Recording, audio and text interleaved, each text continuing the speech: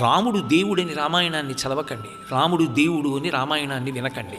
నేను మీతో మనవి చేశాను, శ్రీ మహావిష్ణువు యొక్క దశావతారములలో దైవత్వాన్ని ప్రకటించినట్లుగా ప్రకటించని ఏకైక అవతారము రామావతారం.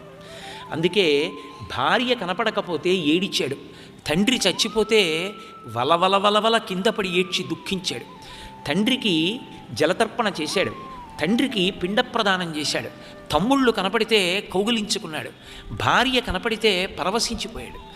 ఒక మనుష్యుడు ఎలా ప్రవర్తిస్తాడో 100కి 100 పాళ్ళు అలా ప్రవర్తించాడు. కానీ ఎక్కడ ధర్మంలో మాత్రం వైక్లభ్యాన్ని పొందలేదు. ఎప్పుడైనా కొంచెం తడబడినా ఊంచుకునేవాడు, వెంటనే నిలబడేవాడు. అలా నిలబడడానికి కారణం ఒక్కటే, రామచంద్రమూర్తి గురువుల్ని సేవించినటువంటి విధానం. గురువుల్ని సేవించడము అన్న మాటని జాగ్రత్తగా అర్థం చేసుకోవాలి. గురువుని సేవించుట అన్న మాటకు అర్థం